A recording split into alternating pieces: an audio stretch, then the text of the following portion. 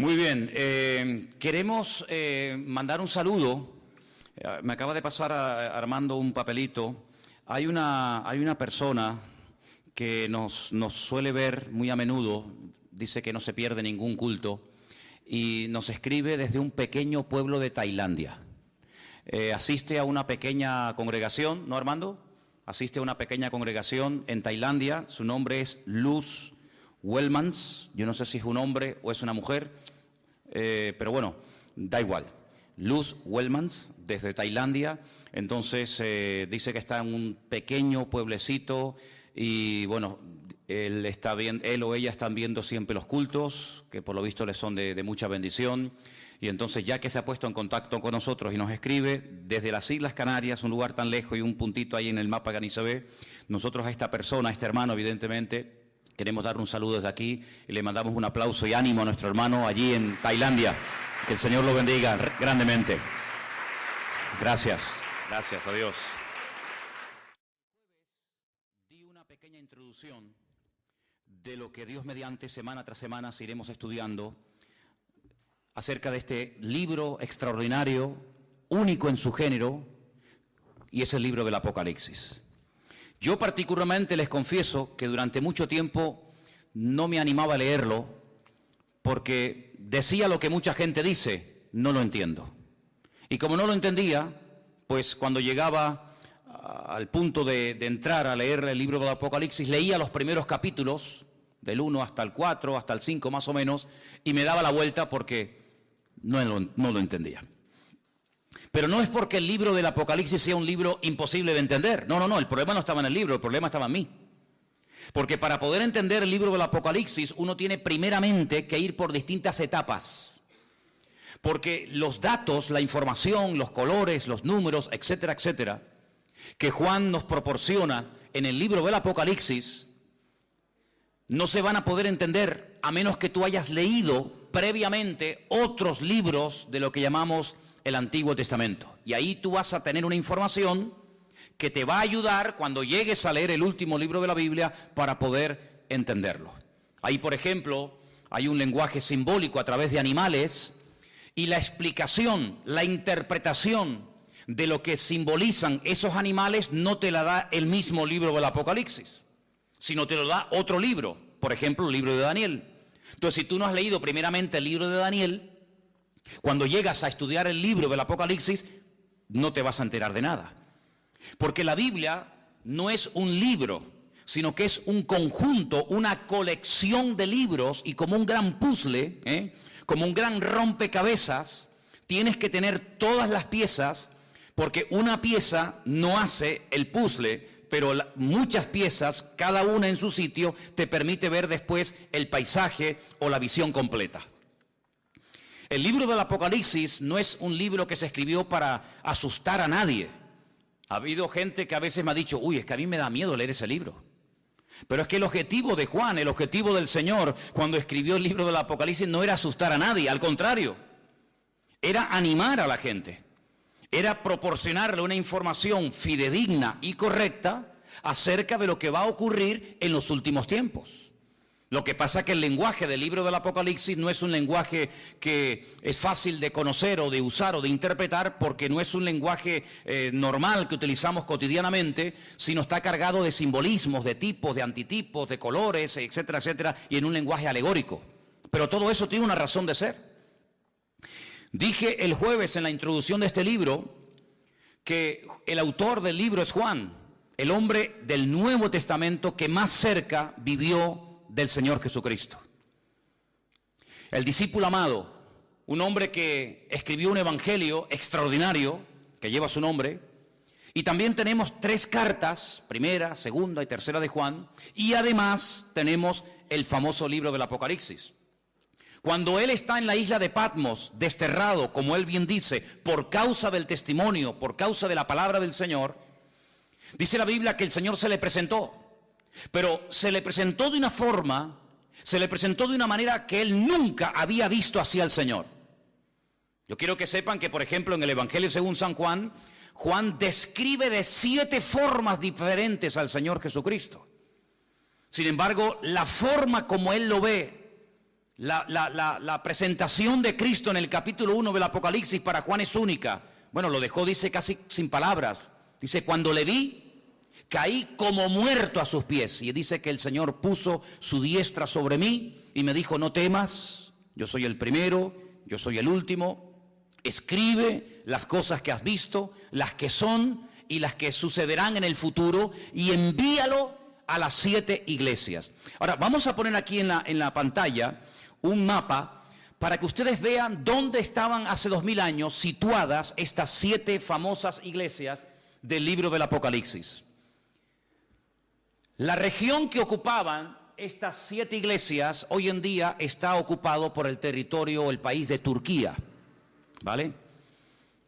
Algunos se preguntarán, ¿es que no había más iglesias en el siglo I? ¿Solamente existían estas 7? No, existían muchas más. Por ejemplo, aquí no se habla de la iglesia de Corinto, no se habla de la iglesia de Tesalónica, no se habla de los hermanos de la iglesia en Roma. Claro que existían muchas congregaciones, probablemente cientos, no sé si miles, pero cientos seguro. ¿Por qué entonces solamente el mensaje que recibe Juan va dirigido a estas 7 iglesias que tenemos ahí? Que son Éfeso, Esmirna, Pérgamo, Tiatira, Sardis, Filadelfia y, como pueden ver aquí abajo, la iglesia de Laodicea. ¿Quién fundó estas iglesias? ¿De dónde nacieron estas congregaciones? Bueno, de estas 7 ciudades que ustedes ven aquí abajo a mano izquierda, ustedes ven Éfeso. De todas las ciudades que había allí, la más importante, sin lugar a dudas, era la ciudad de Éfeso. Una ciudad enorme, una ciudad llena de templos, una ciudad donde el libro de los Hechos dice que el apóstol Pablo estuvo 2 años viviendo allí.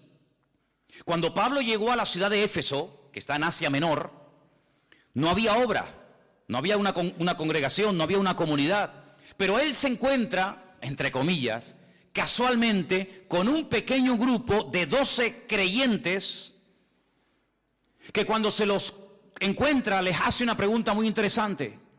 ¿Ustedes cuándo recibieron el Espíritu Santo?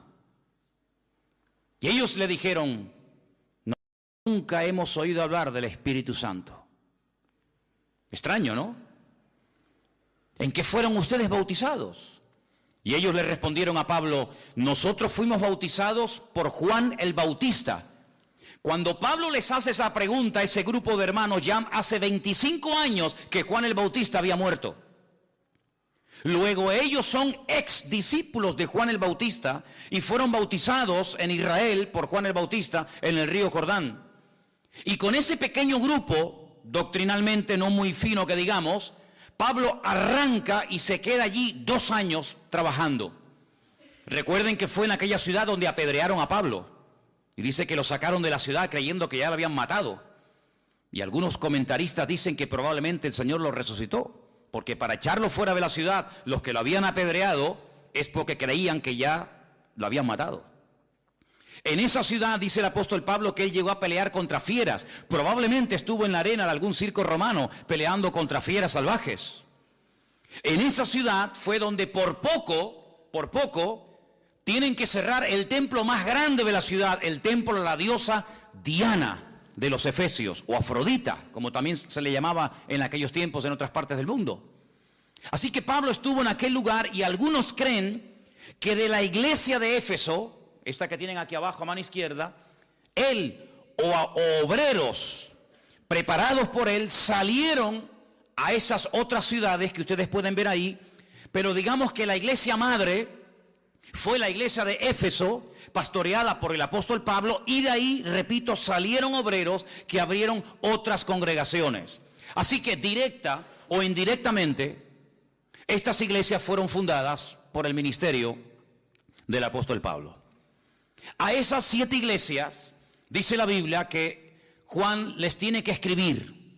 Les tiene que escribir un mensaje a cada una de ellas. El jueves vimos el capítulo 1 y el capítulo 2, la introducción. Juan está en Patmos, desterrado en el día del Señor.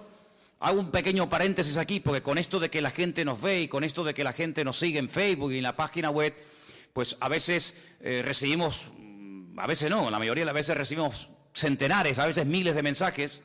Y hay una persona que me ha escrito diciendo que ¿por qué cuando el jueves dije que Juan estaba en el Espíritu en el día del Señor, por qué no hablé acerca de lo que era el día del Señor?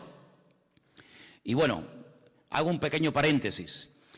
El libro del Apocalipsis, el énfasis no está tanto en el día del Señor, sino en el Señor del día. El objetivo del Apocalipsis no es exaltar el día del Señor, que esa persona quiere que yo diga que es el sábado, porque lo es, el día del Señor es el Shabbat, no lo ha sustituido ningún otro día. Pero no hablé precisamente de eso, porque el libro del Apocalipsis es una revelación no del día del Señor, sino es una revelación de Jesucristo. Y al que damos honra y gloria no es al día del Señor, sino al Señor del día. Simplemente por eso. Pero no porque no quería decirlo, sino todo lo contrario, no tengo por qué evitarlo. A esas 7 iglesias hay que mandarles un mensaje. Cada mensaje que manda Juan a una de estas 7 iglesias es diferente. Usted lee el mensaje a la iglesia de Éfeso y no tiene nada que ver con el mensaje que el Señor manda a la iglesia de la Odisea. Usted lee o estudia el mensaje a la iglesia de Pérgamo y no tiene nada que ver con lo que el Señor le dice a la iglesia de Tiatira o a cualquier otra. Porque cada iglesia tenía sus necesidades, cada iglesia tenía que recibir una palabra específica, y por eso es muy importante que nosotros, cuando leamos estos capítulos de las 7 iglesias del Apocalipsis, nos demos cuenta de que estas iglesias existían realmente, pero también representan en cierto sentido la trayectoria y el desarrollo de la iglesia a nivel general a lo largo de la historia. Seamos sinceros, la iglesia del siglo XXI se parece muy poco a la iglesia del siglo I. Creemos en el mismo Dios, por supuesto. Tenemos el mismo Señor, por supuesto. Tenemos la misma Biblia, por supuesto. Pero el nivel de espiritualidad, de compromiso, de sacrificio, de santidad, etcétera, etcétera, de los cristianos a nivel general del siglo XXI, pues se parece muy poco al estilo de vida de los cristianos de los primeros siglos del cristianismo, evidentemente. Por eso cuando usted lee el último mensaje a la iglesia de la Odisea, tú te encuentras una iglesia tibia, y el Señor le dice: pues me hubiera gustado que fuerais fríos o calientes, pero la tibieza como que no le agrada al Señor. La tibieza dice que al Señor le produce náuseas. Dice: al que es tibio, lo vomitaré de mi boca. Eso es lo que dice el libro de Apocalipsis en el capítulo 4, cuando leemos el mensaje del Señor a la iglesia de la Odisea. Sin embargo, cuando leéis el primer mensaje, que es a la iglesia de Éfeso, encontráis que es una iglesia luchadora, con un discernimiento espiritual tremenda, visitada supuestamente por algunos apóstoles que dice que al final ni eran apóstoles ni eran nada. Yo les hablé no hace mucho tiempo de un código, de un libro que se utilizó durante siglos por los cristianos de aquellos tiempos, que hoy en día pues ya no es necesario. Pero en aquellos tiempos en los que se estaba escribiendo la Biblia, había un libro, había un código que se llamaba la Didaqué. Y la Didaqué era un libro donde los pastores, donde los evangelistas, donde los apóstoles de la época, pues iban poniendo una serie de normas para que en las iglesias hubiera un mínimo y se supiera un poco, pues probar quién era verdadero y quién era un predicador falso. No tenían la Biblia completa como nosotros, no la tenían. Tenían a lo mejor partes o una carta que Pablo, Pedro, Santiago, Juan les había escrito, pero no tenían los cristianos del siglo I toda la Biblia. Entonces, ¿cómo probaban a los supuestos apóstoles? Pues tenían un libro llamado la Didaqué, donde se establecían una serie de normas. Y por ejemplo, a los evangelistas itinerantes, a los predicadores itinerantes que iban de ciudad en ciudad predicando las buenas nuevas del evangelio, en la Didaqué, en dicho libro, que lo tenían las congregaciones de la época, se decía que cuando una persona llegaba de visita a una congregación y estaba más de 3 días, y él decía que era un predicador o un apóstol, si estaba más de 3 días, hay que dudar de esa persona, porque una persona llamada por el Señor para predicar el evangelio no puede estar días y días y días parado sin hacer nada. Fíjate tú el listón como lo ponían. Pero lo descartaban automáticamente cuando pedía dinero. Si pedía dinero esa supuesta persona llamada evangelista, apóstol o lo que fuera, automáticamente decían: uy, si este viene pidiendo dinero, cuidado con este es un falso apóstol. Hoy en día tenemos otro patrón, hoy en día tenemos la visión global de la Biblia. Pero en aquellos tiempos había que andar con mucha cautela, porque el cristianismo estaba de moda. No es como hoy en día, que la gente pues ya, en aquellos tiempos, la moda era hacerse cristiano.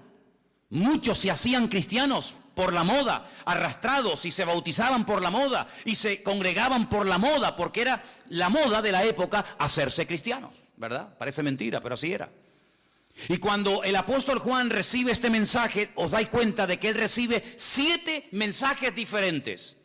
Por ejemplo, vamos a lanzar una pincelada, vamos a poner ahí otra proyección para que lo podáis ver. Por ejemplo, la primera iglesia, la iglesia de Éfeso, que probablemente era la iglesia más grande, la iglesia más numerosa. Hay algunos escritos seculares que dicen que esa iglesia llegó a tener más de 500.000 de personas. Más de 500.000 de personas. La iglesia más grande del mundo se encuentra en Seúl, Corea. Tiene más de 1,5 millones de personas. Pero en aquellos tiempos tener una congregación de 500.000 de cristianos era algo increíble. Pero en esa iglesia, que es la primera, la iglesia de Éfeso, pues, aunque pérdida del amor, ¿no? Es una iglesia que el problema principal era que habían perdido su primer amor. Habían perdido su primer amor. El Señor, vamos a ver después, habla cosas muy interesantes, cosas muy bonitas, pero dice, pero yo tengo contra ustedes que ustedes han perdido el primer amor, y nadie puede perder algo que no tuvo. Si usted pierde las llaves, porque un día tuviste unas llaves. Si tú pierdes salud, es porque un día tuviste la salud. Si tú pierdes un hijo, es porque un día tuviste un hijo. Si ustedes han perdido el primer amor, es porque lo tuvieron, pero por razones X lo han perdido. Ese era el problema principal de la iglesia de Éfeso. Habéis cambiado, habéis trabajado muchísimo, habéis trabajado, habéis sufrido, habéis tenido paciencia, etcétera, etcétera, pero habéis menguado. Y entonces el Señor llama al arrepentimiento a esa congregación. Sin embargo, la iglesia de Esmirna, ya veo, pérdida del primer amor, perdón. La iglesia de Esmirna recibe una palabra de advertencia. A veces el Señor viene a nuestra vida no con una promesa, no con una palabra de ánimo, sino con una palabra de advertencia. Cuidado, cuidado, que te puede pasar esto, esto, esto y aquello. Como la Biblia es un libro tan variado, tan completo, hay momentos en los que necesitas una palabra de ánimo, y aquí hay miles. Pero hay momentos en los que necesitamos una reprensión, y aquí también hay.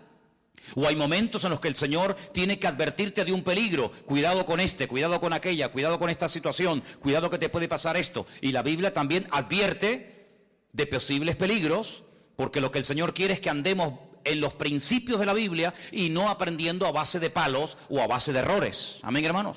Ese era el problema y ese era el mensaje que necesitaba oír la iglesia de Esmirna. Pero sin embargo, la iglesia de Pérgamo era una iglesia que le había dado lugar a falsas doctrinas, a falsas enseñanzas, y estaban haciendo muchísimo daño a la congregación. Falsas doctrinas.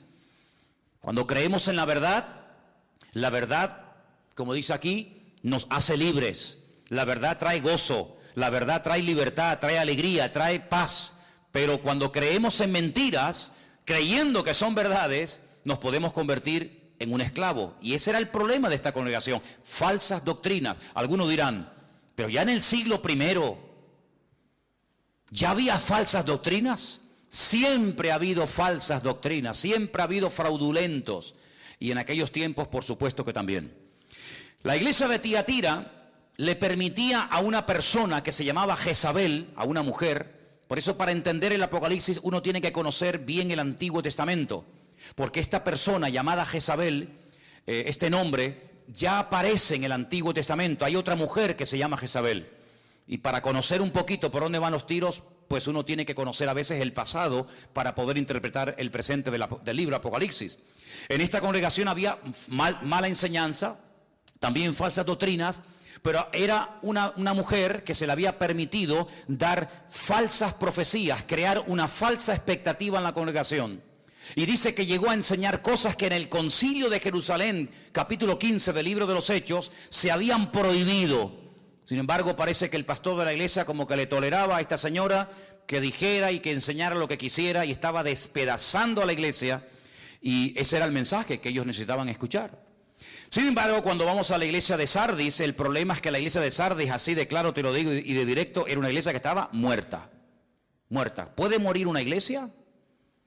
Pues bueno, la Biblia dice, tenéis nombre de que viven, pero sin embargo estáis muertos. Una iglesia muerta. Una iglesia que vivía de las glorias del pasado. Una iglesia que se fue apagando, hasta que definitivamente se apagó la luz y terminó muriendo. Tremendo, ¿no? Una iglesia que empezó seguramente tan bonita, tan bien, tan animada, y terminó muerta completamente. Sin embargo, la iglesia de Filadelfia no recibe una reprensión, sino recibe un reconocimiento por parte del Señor, recibe una palabra de ánimo. ¿Por qué? Porque es una muy buena congregación, es una iglesia preciosa, es una iglesia muy buena, y entonces el Señor lo que hace es que le anima a que sigan adelante, a que no tiren la toalla, sino que sigan adelante a pesar de las pruebas y dificultades por las cuales pueden pasar. Pero sin embargo, la iglesia de la Odisea no era una iglesia que se había introducido falsas enseñanzas o falsas doctrinas, sino era una iglesia tibia, una iglesia conformista, una iglesia sin expectativas, un grupo de creyentes que habían perdido la presencia del Señor y no se habían dado cuenta. ¿Cuántas veces podemos perder algo y hasta que no nos hace falta no nos hemos dado cuenta que lo hemos perdido? ¿Verdad? ¿Cuántos padres a lo mejor van a la playa y se entretienen y cuando hacen así se dan cuenta de que el niño o la niña ha desaparecido y se desesperan buscándolo? Bueno, hay un pasaje en la Biblia, en el Evangelio según San Lucas, donde dice la Biblia que José y María subieron una vez a Jerusalén a celebrar una de las fiestas bíblicas, y dice que cuando volvieron, pues a los 3 días se dieron cuenta de que el niño no estaba con ellos. Creían que estaba con los familiares, creían que estaba con la gente, y sin embargo lo habían perdido y no se habían dado cuenta. Hay en el Antiguo Testamento pasajes y personajes que perdieron, sí hermanos, perdieron la presencia del Señor de su vida y no se habían dado cuenta. Por ejemplo, Sansón, un personaje del Antiguo Testamento que dice que el Espíritu de Dios, es decir, la gracia, la presencia del Señor ya no estaba con él y él no se había dado cuenta. Claro, había pecado tanto, había jugado tanto con el fuego que al final se terminó quemando. Y así estaba la iglesia en la Odisea, ni dentro ni fuera, ni sí ni no, ni fu ni fa. Tibia, totalmente tibia.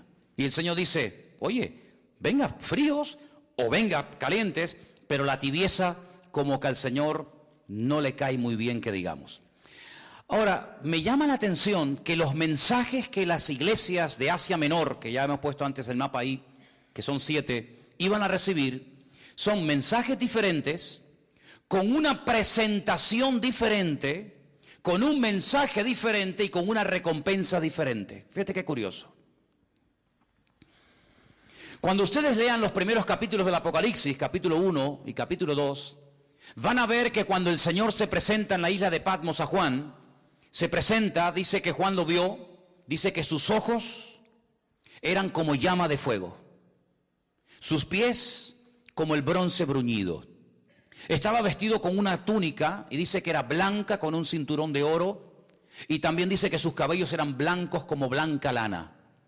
Dice que como que de su boca salía una espada aguda de doble filo, y cuando hablaba dice que era como estruendo de muchas aguas. Esas formas, esas características, esos detalles de cómo se presentó el Señor Jesucristo a Juan en la isla de Patmos, es la forma como se presenta el Señor a las diferentes iglesias. Vamos a verlo. Abrir vuestra Biblia por Apocalipsis 2. Y el primer versículo dice, escríbele al ángel de la iglesia en Éfeso. La palabra ángel en hebreo es la palabra malaj.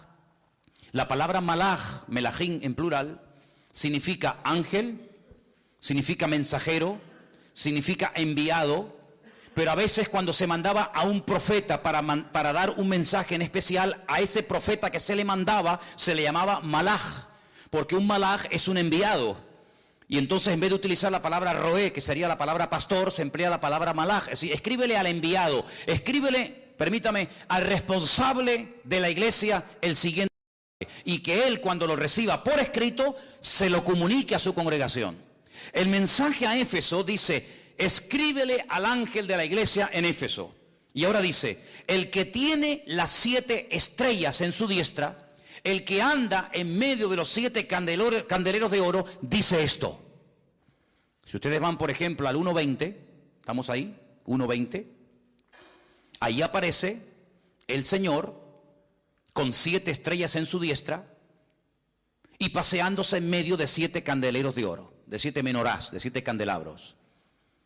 Pero no describe toda la forma como se aparece el Señor a Juan, sino simplemente la presentación dice, vuelvo a repetir, el que tiene las 7 estrellas en su diestra y el que anda en medio de los 7 candeleros de oro, punto, no dice nada más. No habla de los pies, no habla de la ropa, no habla del cinto de oro, no habla del cabello, no habla de la espada aguda de doble filo, no habla de la voz como estruendo de muchas aguas, no, solamente menciona una parte de la visión general del Señor. Pero fíjate cuando le habla a la iglesia de Esmirna, 2, versículo 8.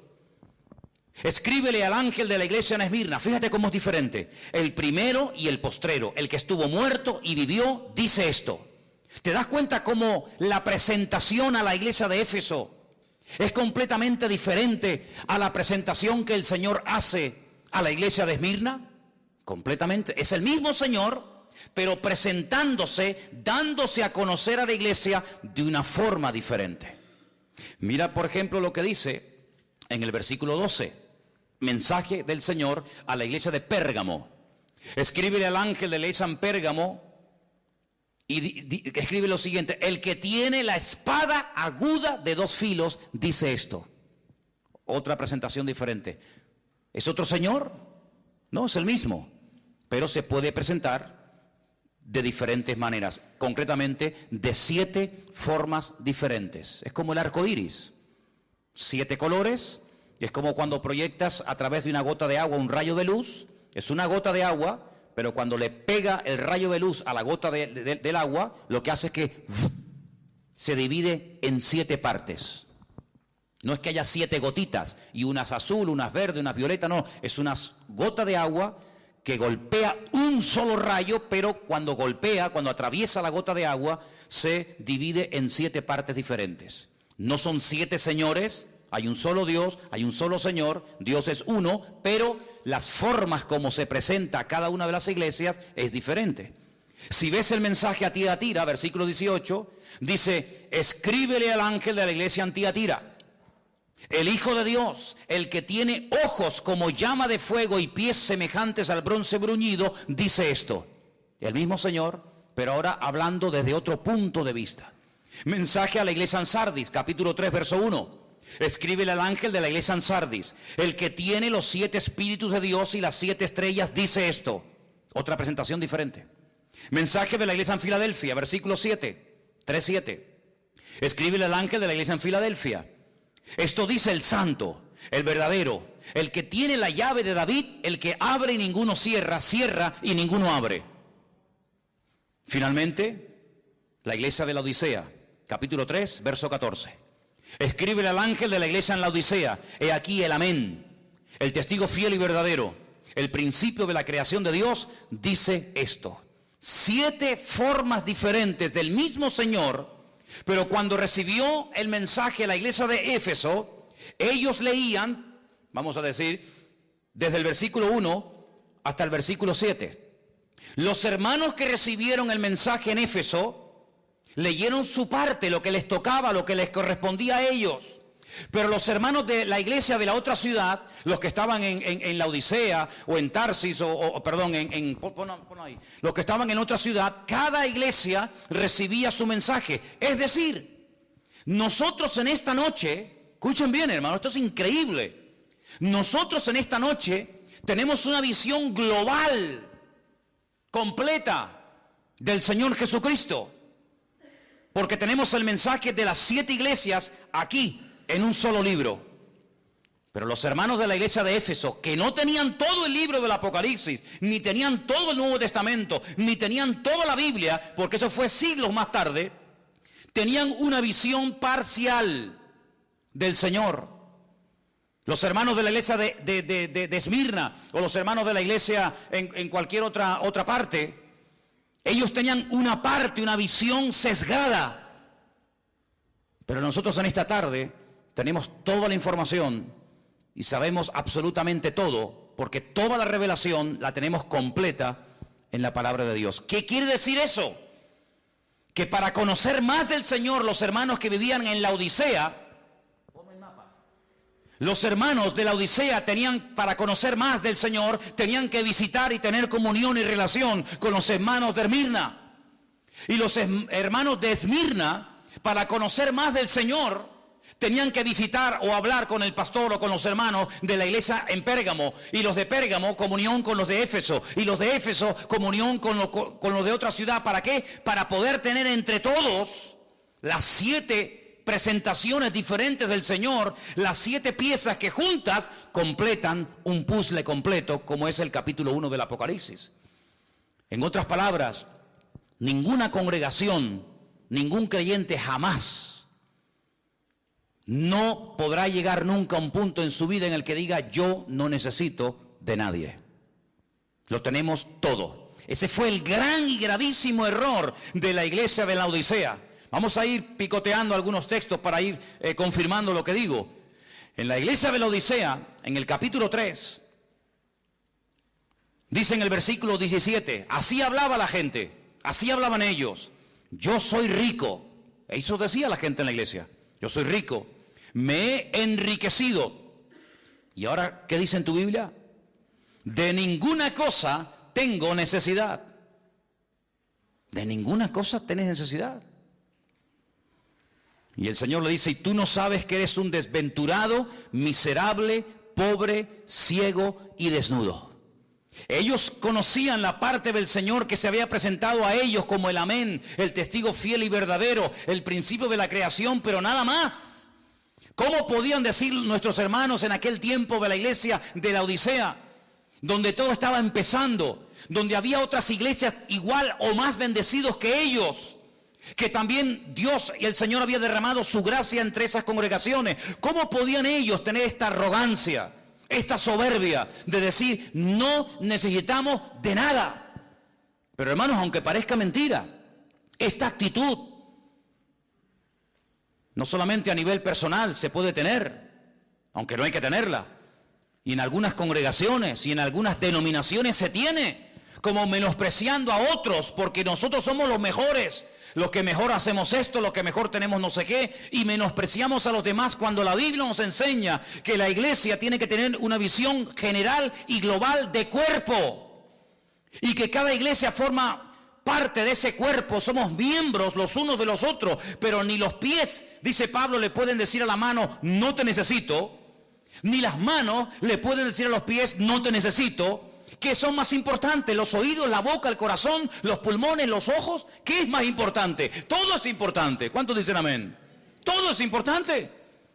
Cuando usted tenga que coger algo con la mano, se va a dar cuenta que si no las tiene, es muy difícil coger cosas con otras partes del cuerpo. Sí, hay gente que con los pies hace maravillas y pintan cuadros, y he visto gente en internet que con los pies tocan la guitarra mejor que los que tenemos manos. Sí, pero son las excepciones.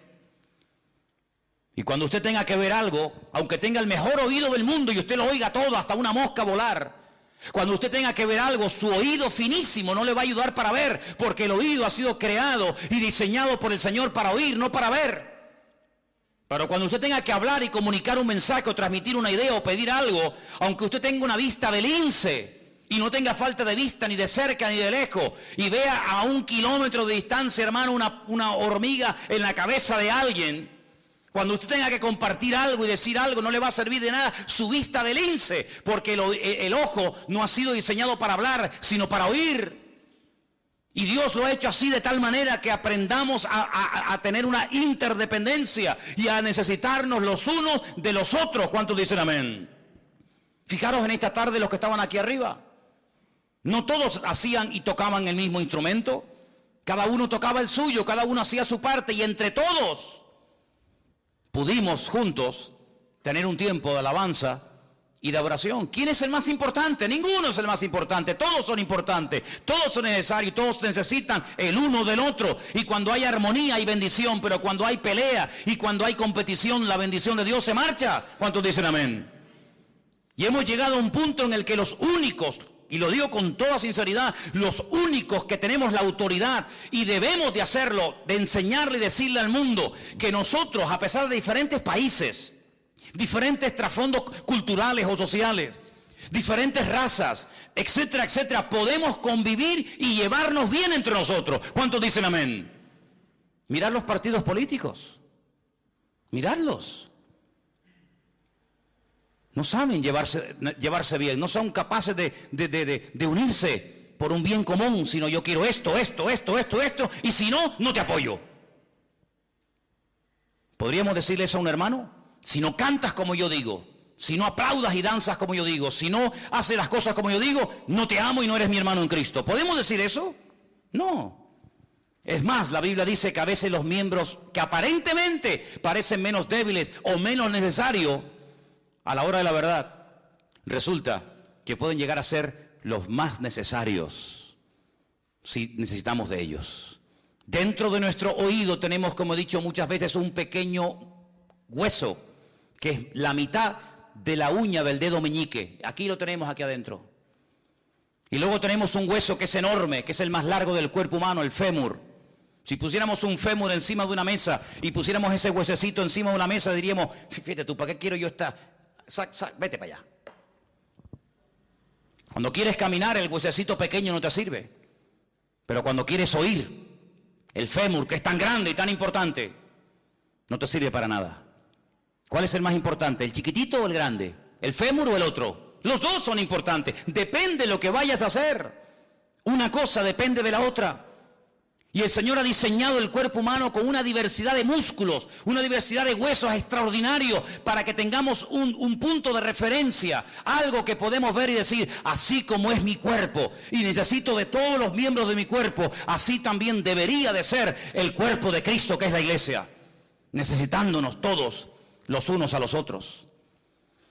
Pero no solamente el Señor se presentó a las iglesias de 7 formas diferentes, y ahí vemos lo variado y lo amplio que es nuestro Señor, sino que además también podemos ver 7 formas diferentes o una serie de formas diferentes de cómo a lo largo de la historia Satanás va a atacar al creyente y al pueblo de Dios. Ha habido momentos en la historia en los que las falsas doctrinas, las falsas enseñanzas han hecho estragos en muchos que se llamaron cristianos. De hecho, no sé si saben, pero la mayoría de las sectas que existen hoy en día, las personas fundadoras de muchas de las sectas más famosas que conocemos todos hoy en día y otras que ya no existen, que tuvieron su momento de gloria a lo largo de la historia, fueron personas que en un momento tuvieron, digamos, una aproximación o una relación o un contacto con la verdad, pero que se apartaron de la verdad, escuchando historias raras y extrañas. Y yo siempre he dicho que es mucho más fácil y correcto creer lo que dice la Biblia que lo que la Biblia no dice. Hay gente que se hace preguntas acerca de lo que la Biblia no dice, cuando tenemos suficiente material en la Biblia como para preguntarnos, Señor, ¿me puedes explicar lo que dice tu palabra? La Biblia no es un libro que se escribió para calmar la curiosidad de los curiosos, no. La Biblia se escribió para ayudar y fortalecer y animar a aquellos que creen en el Señor, le aman y quieren servirle y honrarle a través de su vida. Claro que hay muchas cosas que la Biblia no dice, pero si el Señor no lo reveló en su palabra, ¿para qué perder el tiempo en cosas que la Biblia no dice, en vez de invertir nuestro tiempo y nuestra energía en cosas que la Biblia quiere que todos sepamos? Es muy importante estos mensajes a las 7 iglesias del Apocalipsis, porque encontramos una expresión que se repite en todas las iglesias. La presentación es diferente, el mensaje es diferente, cada pastor era evidentemente diferente, la recompensa es diferente, pero hay algo que el Señor le repite y le dice a todas las iglesias. Vamos a verlo. Capítulo 2, verso 7, léalo conmigo. ¿Qué dice? El que tiene oído para oír, oiga lo que el Espíritu dice a las iglesias. Es una obligación oír. Yo dije en una ocasión que hay un verbo en hebreo que tiene una doble interpretación. En español tenemos un verbo para cada cosa, pero en esta ocasión el verbo obedecer y el verbo escuchar, prestar atención es el mismo. Es el mismo. Y por el contexto Usted tiene que saber interpretar si dice obedecer o dice escuchar. Pero cuando dice escuchar, es escuchar para obedecer. No es escuchar para decir, vale, ya te oí, pero después hace lo que te da la gana. No, en la Biblia cuando nos dice escucha, es que escuche para obedecer, y si no, mejor que no escuches. Porque hay gente que dice, no, si yo respeto, está bien, pero yo voy a hacer lo que me dé la gana. Es que ese, el concepto de escuchar, el concepto de prestar atención en la Biblia, no es decir, ya sé la información, gracias. No, el concepto en la Biblia de Shema, de escuchar, de prestar atención es, presta atención y escucha para luego obedecer, pero no para que luego haga lo que te dé la gana. Y a todas las iglesias le dice lo mismo, escuchen, obedezcan lo que el Espíritu dice a la iglesia. Se lo dice a la iglesia de Esmirna, versículo 11.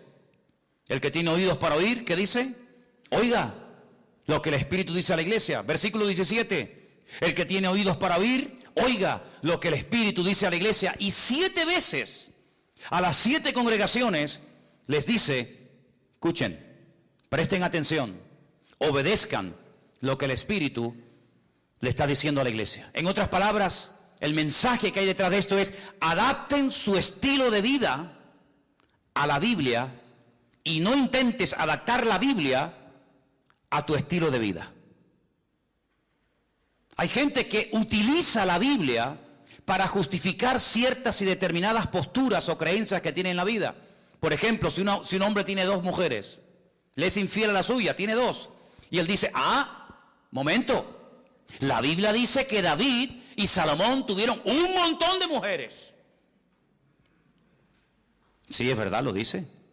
Pero significa que porque David o Salomón tuvieron muchas mujeres, ¿significa eso que a ti te permite la Biblia tener un montón de mujeres? Pregúntale a tu mujer a ver qué opina.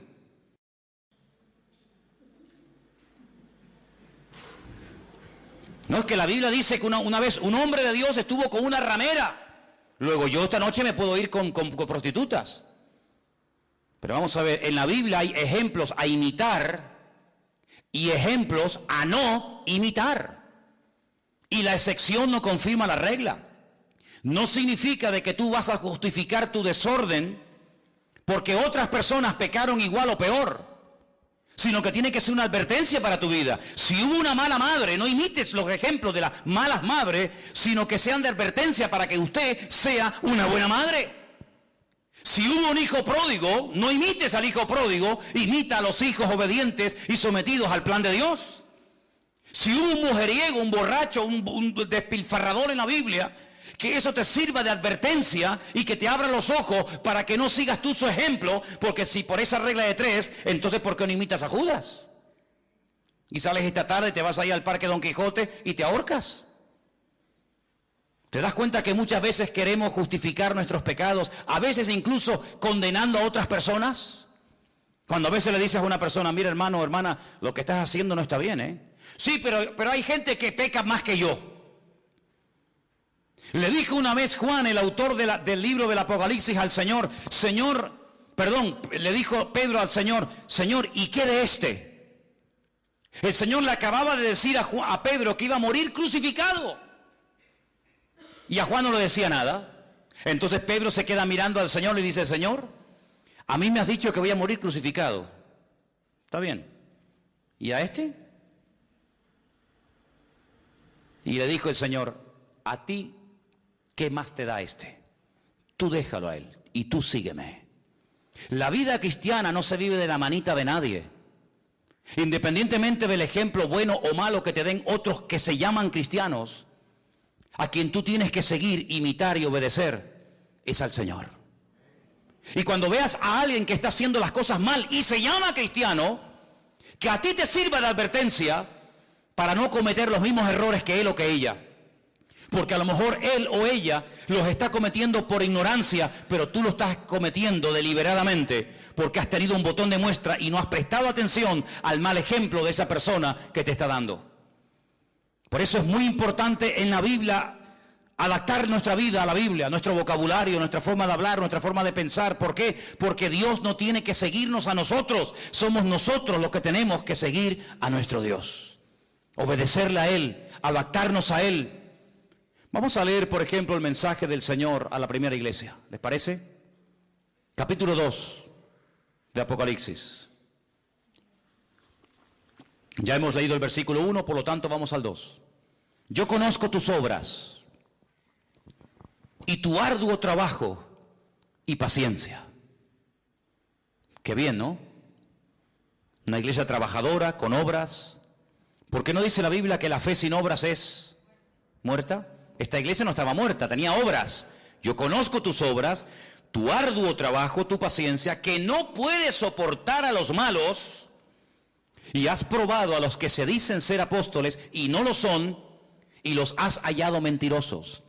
A veces somos tremendamente intolerantes y exigentes con los demás y tremendamente liberales con nosotros mismos.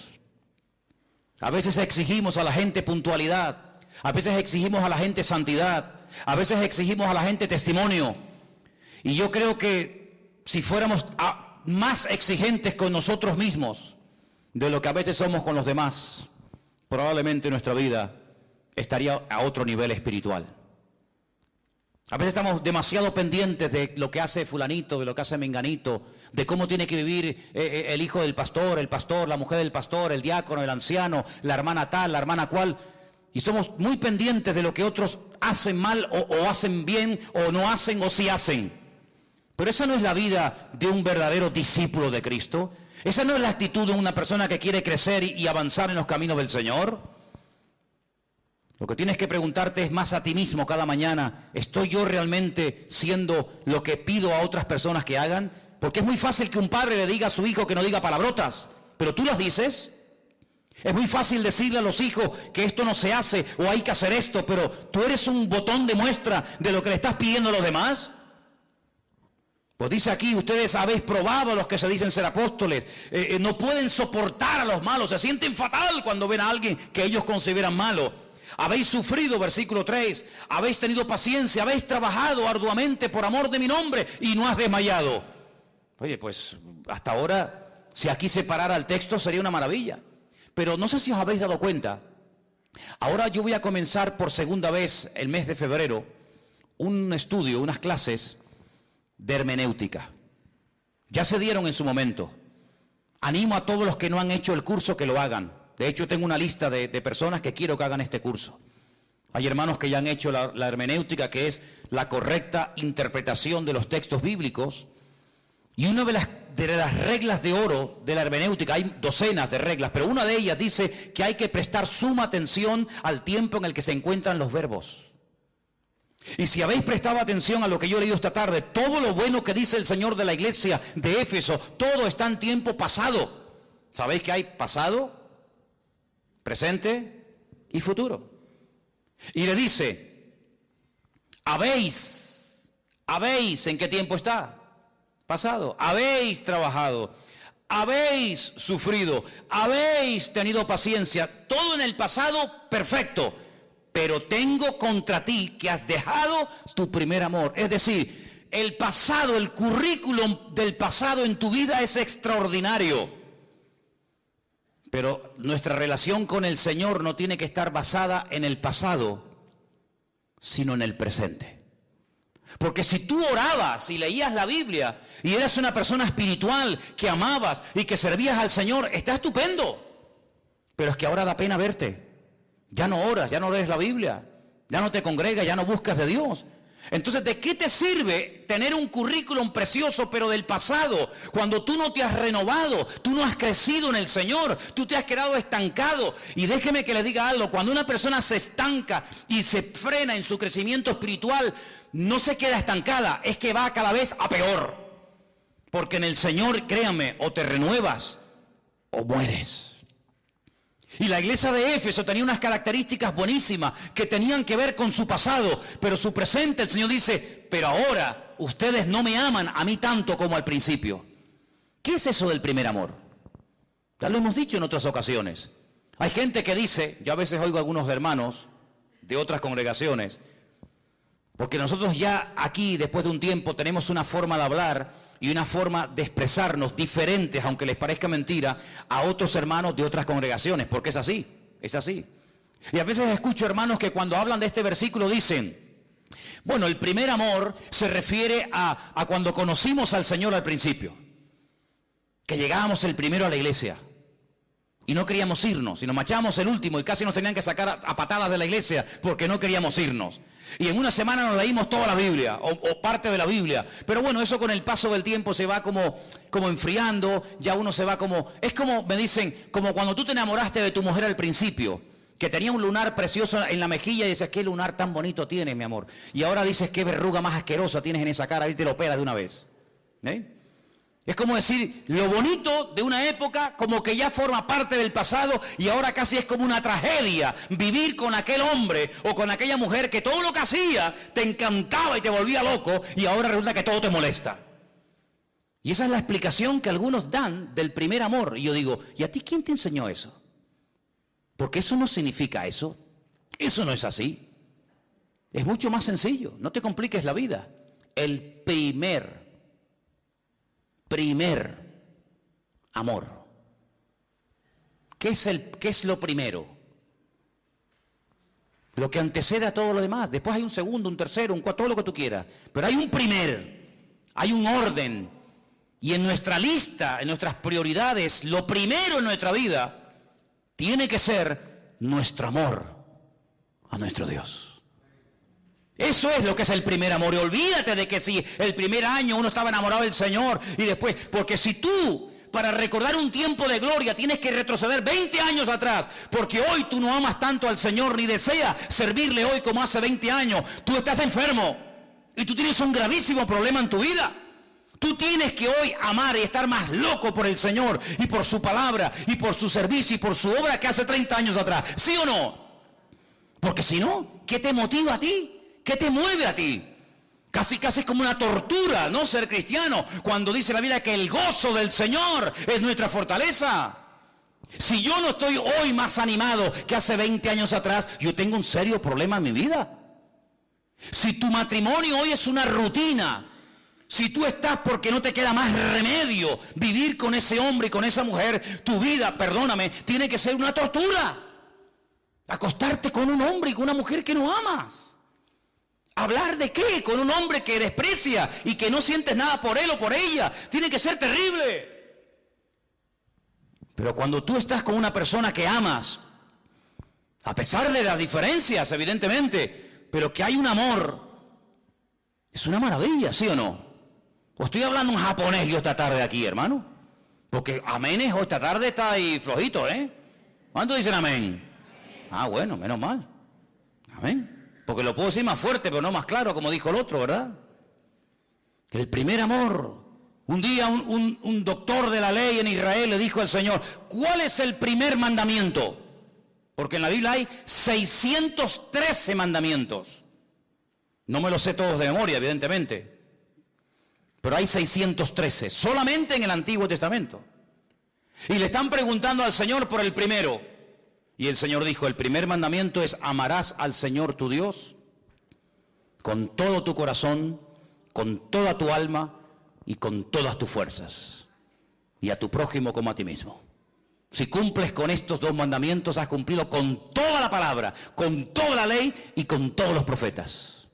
Todas las mañanas cuando el judío se levanta, cuando el niño tiene uso de razón y comienza a balbucear las primeras palabras, lo primero que le enseña a su padre al niño antes de cualquier otra cosa en la vida es Shema Israel Adonai Eloheinu Adonai Echad. Escucha Israel, el Señor nuestro Dios, uno es. Y le dice, Ve'ahavtai Adonai Elohecha bechol levavecha, echol nafshecha, uchol meodecha. Amarás al Señor tu Dios con todo tu corazón, con toda tu alma y con todas tus fuerzas. Eso es lo principal en la vida. Cuando empezó la Segunda Guerra Mundial, muchos judíos dejaron a sus hijos en conventos católicos para que los criaran los católicos y no murieran sus hijos en campos de concentración. Y cuando muchos de esos padres dejaron a sus hijos, les dijeron, hay dos cosas que ustedes tienen que recordar durante toda su vida. Pase lo que pase, nos volvamos o no a ver. Primero que ustedes son judíos, ustedes son judíos. Y segundo, recuerden esto, lo que les acabo de decir. Escucha, Israel, el Señor nuestro Dios uno es, y amarás al Señor con todo tu corazón, con toda tu alma y con todas tus fuerzas. Y los dejaron esos niños en aquellos conventos católicos en la Europa de aquellos años. Terminó la Segunda Guerra Mundial. Muchos de los padres que dejaron a sus hijos en aquellos conventos católicos murieron en campos de concentración. Nunca más volvieron a reencontrarse con sus hijos. Un rabino muy famoso que vivía en la ciudad de Tel Aviv, él dijo: yo he oído que centenares de niños fueron dejados en monasterios católicos, en conventos católicos, para que no fueran víctimas del holocausto nazi. Y él se propuso ir a buscar a esos niños para llevarlos a Israel y que se criaran como judíos. Él comenzó a visitar docenas y docenas de monasterios católicos en todas partes de Europa. Y cuando llegaba a los monasterios le decía al abad, al responsable del monasterio: vengo a buscar a esos niños judíos que se dejaron aquí hace años. Y les decían: sí, pero ¿y ahora quiénes son esos niños? ¿Cómo sabemos quiénes son y quiénes no son? Y él dijo: yo voy a saber quiénes son esos niños. Y fue uno por uno y le decía a los niños: dime el Shema. Y los niños, algunos decían: no sé lo que me hablas. Pero había centenares de niños que decían: Shema Israel, Adonai Eloheinu, Adonai Echad. Este es uno de ellos. Este no, este sí, este también, este no. Porque les inculcan y le meten en los tuétanos de su cuerpo, desde su más temprana edad, que lo principal en la vida no es tener un buen coche ni una buena casa. Lo principal en la vida es amar a Dios con todo el corazón, con todo el alma y con todas las fuerzas. ¿Y saben cómo interpretan los judíos la palabra con todas las fuerzas? Con todos tus recursos, incluido, lógicamente, también los económicos. Amados hermanos, el Señor confronta a esta iglesia con una triste realidad. Ya no me amáis tanto como al principio. Hubo un tiempo en vuestra vida, hubo un tiempo en vuestras congregaciones, hubo un tiempo en mi relación con ustedes que yo era lo primero, pero ya no lo soy. Y esto es algo que me duele y lo tengo contra vosotros. Pero si hay algo que me impacta de estos 7 mensajes a las iglesias del Apocalipsis, es lo que les voy a decir ahora. Todas las situaciones por las cuales pase nuestra vida, absolutamente todas, hay suficiente material en la palabra de Dios para saber cómo solucionar dicho problema. Es decir, tal vez tu nombre no está en la Biblia, da igual, pero tu situación laboral, económica, espiritual, física, psicológica o de la índole que sea, tu situación actual se encuentra en la Biblia. Lo único que tienes que encontrarla. Tal vez le pasó lo que te está pasando a ti, a Abraham, a Moisés, a David, a Salomón o a un personaje menos conocido. Pero la Biblia nos da una visión global, de tal manera que yo cuando pase por un problema, primero nunca te creas la gran mentira, que lo que te está pasando a ti, nadie te entiende, porque lo que te está pasando a ti, a nadie le ha pasado más que a ti en toda la historia de la humanidad. Hay 7.000 y pico millones de habitantes en este planeta Tierra y no quiero que pienses jamás la gran mentira, el gran dardo envenenado del diablo, que lo que te está pasando a ti con tu marido, con tu hija, con tu economía, con tu cuerpo, con lo que sea, nadie te puede entender porque lo que te está pasando a ti, a nadie le está pasando. Dice el apóstol Pedro en una de sus cartas: hermanos queridos, no os sorprendáis, no se lleven las manos a la cabeza por el fuego de pruebas que os está viniendo encima. Dice, como si alguna cosa extraña os aconteciera. Quiero que sepáis, dice Pedro, que los mismos padecimientos que estáis pasando vosotros en este momento, otros hermanos nuestros en otras partes y latitudes del mundo también los están pasando. Por lo tanto, no te sientas solo, sola, incomprendido, porque tu problema, tu necesidad actual, ya en la Biblia a alguien le pasó con otro nombre, en otro lugar, en otra época. Pero ¿por qué el Señor reflejó en la Biblia, ¿por qué reflejó en la Biblia situaciones de crisis económicas, situaciones de persecución, situaciones de tristeza, situaciones de amargura, situaciones de infidelidad, situaciones de júbilo, de victoria? ¿Por qué en la Biblia hay tantas situaciones diferentes? Porque por la vida, queridos hermanos, pasaremos por todo tipo de dificultades, y por todo tipo de experiencias. Habrá momentos en los que habrá tanta alegría y gozo y júbilo en tu vida que no vas a caber dentro de ti mismo. Pues ponte a leer los Salmos y te vas a dar cuenta de que todo lo que tú puedas experimentar, ya ha habido centenares de personas a lo largo de la historia que lo experimentaron y lo reflejaron y lo plasmaron por escrito en los Salmos. Pero también cuando estés triste, cuando estés pasando un problema difícil, vete al famoso libro de Lamentaciones y te vas a encontrar ahí a los profetas de Dios llorando y rasgándose las vestiduras por el dolor tan grande que el Señor permitió en aquel momento que pasaran. En otras palabras, en la Biblia se encuentra tu situación y en la Biblia se encuentra la respuesta y la solución a tu situación. ¿Cuántos dicen amén? Así que, ¿habéis dejado el primer amor? Bueno, pues ahora lo que tenéis que hacer es cerrar la iglesia, traspasar el local y para que monten un supermercado, un Mercadona o una tienda china, que seguro que si dejáis el local a la media hora, los chinos ya lo van a alquilar, ya verás. Y aquí no ha pasado nada. No, esa no es la solución. La solución no está en esconder la cabeza. La solución la dice el Señor y dice en el versículo 5. Y estamos terminando porque ya llevo 1 hora predicando. Empecé a las 1:15 y son las 1:15. Recuerda, por tanto, ¿de dónde has caído? Esto es una caída, ¿eh? Recuerda de dónde has caído y arrepiéntete. Porque si te acuerdas dónde empezó tu ruina, dónde empezó tu mal y no te arrepientes, simplemente te vas a atormentar porque sabes lo que hiciste mal, pero no vas a cambiar. Y aquí la cuestión no está en que tú te sientas culpable, sino en que tú te hagas un examen a ti mismo y te arrepientes, que significa cambiar, haz las primeras obras, pues si no, esto es condicional, vendré pronto a ti, quitaré tu candelero de su lugar si no te hubieres arrepentido. En otras palabras, ustedes tuvieron un tiempo de gloria en el pasado. En el tiempo presente, ustedes no son ni la sombra de lo que erais. Habéis caído, os habéis enfriado, no me amáis tanto como al principio, pero esto se puede solucionar. Esto tiene remedio. Nuestro Dios es un Dios de esperanza, es un Dios de respuestas. ¿Cuántos dicen amén? No es un Dios que dice, la casa se está quemando. Bueno, salto por la ventana, no hay ventana. Bueno, salto por el balcón, lo han tapiado con hormigón, no puede salir. Salgo por el techo, no hay techo. Bueno, hago un agujero en el suelo, no se puede. Al final te la terminas quemando. No, el Señor dice, la casa se está quemando, pero si saltas por la ventana te puede salvar ahora mismo. En otras palabras, el Señor no te va a pasar la mano y decir, no pasa nada, no pasa nada. No, sí pasa.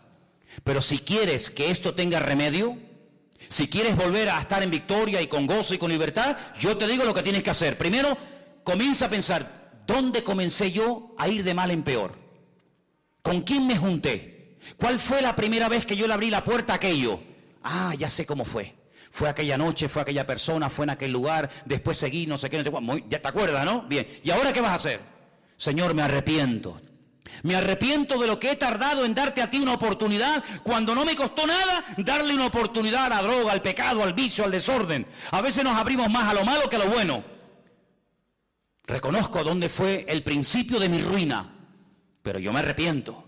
Yo quiero cambiar y quiero adaptar mi vida a la palabra, no la palabra adaptarla a mi vida. Si eso hacemos, usted saldrá de aquí en victoria, con el gozo del Señor y con la paz de Dios en tu corazón. Si tú no haces lo que el Señor te dice por amor a ti, pues te va a pasar lo que le pasó a aquel joven que dice la Biblia, que un día se le acercó al Señor y le dijo, Señor, vengo con una pregunta. ¿Qué tengo que hacer para tener la vida eterna? Y el Señor le dijo, muy fácil. En tu caso, el Señor estaba hablando a él, no a todos nosotros, es un caso particular. En tu caso, lo que tú tienes que hacer es primeramente guardar los mandamientos, cumplir con la palabra. Y le dice, Señor, yo con la palabra he cumplido toda mi vida, he guardado los mandamientos. Dice, está bien, pero en tu caso particular, reitero esto, tú deberías de vender todo lo que tienes, disolver tu patrimonio, dárselo a personas realmente necesitadas y convertirte en un discípulo mío. Más fácil imposible, ¿sí o no? Y dice que se marchó muy triste porque no quiso desprenderse de lo que tanto amaba. Quiere decir que cuando yo me convierto al Señor, tengo que tirar todo lo que tengo, no, pero en el caso de este sí. Porque en el caso tuyo, si tú quieres verdaderamente crecer y madurar, las condiciones las pone el que llama y no el que quiere ser llamado. Y en el caso tuyo hay una atadura en tu vida que es el materialismo, que te tiene atontado, perdido, y crees que porque cumples 4 mandamientos ya está, pero hay una insatisfacción en tu vida, porque la satisfacción no viene simplemente por hacer lo que tú crees que hay que hacer, sino por obedecer lo que yo te digo que tengas que obedecer. Y en tu caso particular tienes que romper las amarras, tienes que quemar las naves, tienes que atreverte a vivir por fe y seguirme a mí. Y dice que se fue triste, y es la única persona en toda la historia de la Biblia, la única, que se fue peor de lo que vino. ¿Por qué? Porque quería hacer, perdonen, lo que le daba la gana